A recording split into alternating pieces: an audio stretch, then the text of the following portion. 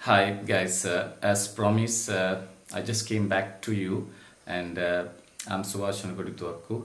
I think you may probably have seen my first video clip about the introduction to English language, and number 2 was about what is a sentence. So here I'm going to talk to you about, just to give you an approach about the basic grammar. මම හිතන්නේ මුලින්ම ඔයගොල්ලෝ මගේ හැඳින්වීම සහ වාක්‍යයක් යන්නෙන් අදහස් කරන්නේ කුමක්ද කියන එක ගැන පැහැදිලි කිරීමක් මගේ first and second video clips වලදී කළා. මම අද ඔබට කතා කරන්න යන්නේ කාලය සම්බන්ධයෙන්. This is so important guys because tenses means this is all about timings. This is all about timing in the sense because a language usually depends on time. මේක අපට ඉතා වැදගත් වෙන්නේ සාමාන්‍යයෙන් භාෂාවක් අපි ගත්තොත් ඕනම භාෂාවක් කාලය මත ප්‍රධාන වශයෙන්ම රඳාපවතිනවා. So which I mean to say that basically it has like present tense or the past tense or the future tense. So these are the 3 types of timings or the tenses we do have in language.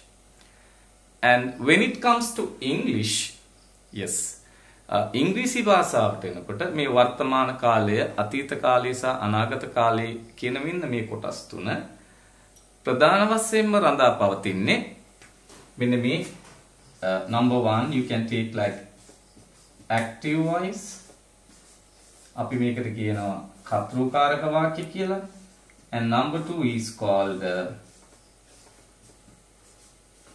passive voice. All right, කර්තෘකාරක සහ කර්මකාරක. So tenses can be categorized into these 2 types, which is active voice and passive voice. So let's try to see like how we can analyze them into a proper order. Now when we study English language, let's try to get this one first. Active voice, කර්තෘකාරක වාක්‍ය. And active voice has, as I told you before, 3 types, which is present tense, and number 2 as past tense, and number 3 as future tense. So these are the 3 basic grammar lessons in which you are going to study about the basic grammar, or I would say tenses. And එතකොට මෙන්න මේ ප්‍රධාන කොටස් තුන ඔස්සේ තමයි අපේ පාඩම් මාලාව සකස් කරන්නේ. දැන් මම ඔයගොල්ලන්ට මුලින්ම කිව්වොත් එම මේ present tense නැත්නම් වර්තමාන කාලේ ප්‍රධාන කොටස් 4කට බෙදෙනවා.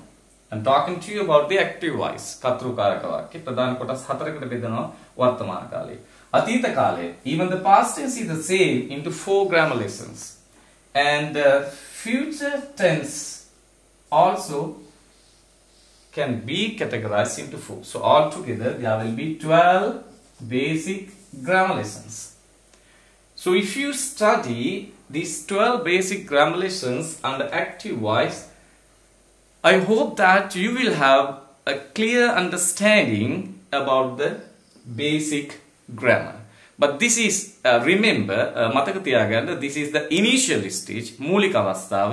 So it doesn't mean that you can have the whole broad understanding about the language even if you study these 12 grammar lessons. No, it won't be so.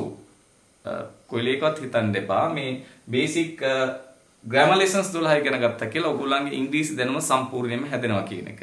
It is just a beginning, guys. So when you initiate with these 12 grammar lessons, in the process you'll be able to study further මේ ව්‍යාකරණ පාඩම් ටික අධ්‍යයනය කරගෙන යනකොට ඔයගොල්ලන්ට ක්‍රමක්‍රමයෙන්ම ඔයගොල්ලන්ගේ දැනුම වර්ධනය වෙනවා. So let me just begin like how well we can discuss about these lessons. Now I'll take this one first. At first I will take present tense. Now let's see how we can divide present tense for grammar lessons. Present tense for grammar lessons we can take as present simple tense. මේ වර්තමාන කාලයේ ප්‍රධාන ව්‍යාකරණ කොටස් 4 අපිට බෙදන්න පුළුවන්. සරල වර්තමාන කාලය, or we call it much better. Let me talk to you in English. මම සිංහලෙන් කියනකොට ඒක ඉංග්‍රීසි වලින්ම පැහැදිලි කරන්න ඕගොල්ලන්ට. present simple tense, present continuous tense, present perfect tense, and present perfect continuous tense. So that's how we can categorize these 4 grammar lessons under present tense. Vartamana kale යටතේ අපිට ප්‍රධාන කොටස් 4කට වර්තමාන කාලය බෙදන්න පුළුවන් ඔන්න ඔය ආකාරයට.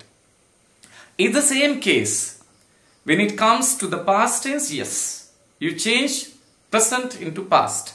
අතීත කාලයට එනකොට වර්තමාන කාලය past tense කරලා අපි අර විදිහටම past simple, past continuous, past perfect continuous යන ආකාරයට පාඩම් මාලාව සකස් කරගන්න. And in the future also, it's going to be the same. අනාගත කාලයත් ඒ ආකාරයටම සිදු වෙනවා.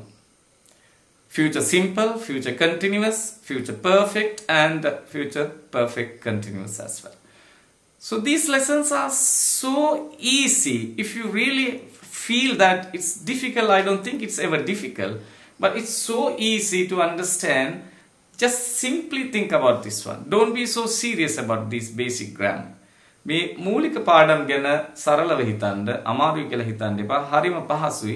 මේ බේසික් ෆවුන්ඩේෂන් එක ඔයගොල්ලෝ හරියට ඔළුවට දාගත්තොත් මම හිතන්නේ මේක අමාරු කාර්යයක් නෙමෙයි. It's not a big deal. It's not a great task. I definitely know that you will be there. මට ගොඩක් විශ්වාසයක් තියෙනවා ඔයගොල්ලෝ එතෙන්ට අනිවාර්යයෙන්ම මේ කියලා. Now guys, let me also tell you that whatever I talk to you in English, mama ඔයගොල්ලන්ට English වලින් කියන හැම දෙයක්ම the same I translate into Sinhala. ඒ දේම මම සිංහලෙන් අහපව ඔයගොල්ලන්ට කතා කරනවා. So that's so easy for you to understand me and follow me. First my English and then comes my Sinhala. ඒ නිසා ඔයගොල්ලන්ට මාව අනුගමනය කරන්න හරිම පහසුයි. මුලින්ම මම English වලින් කතා කරනවා. ඊට පස්සේ සිංහලෙන් ඔයගොල්ලන්ට කතා කරනවා.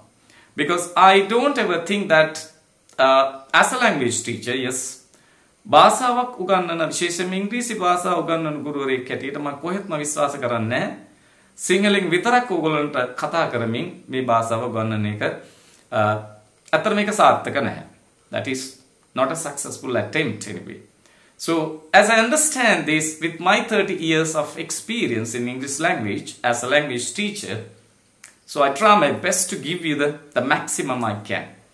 So this is kind of an effort, and I hope you do join with me and then try your best to understand me.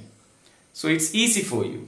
Alright guys. And then, so I explain you about මම ඔයගලන්ට පැහැදිලි කළා ප්‍රධාන ව්‍යාකරණ පාඩම් 4 සැදෙන ආකාරය. So මේක තමයි මේ ව්‍යාකරණ වල තියෙන මූලිකම සිද්ධාන්ත ටික. අපි ඊට පස්සේ මුලට එමු present simple tense. Present simple tense. So present simple tense, I think I hope to continue that lesson and be really hopeful.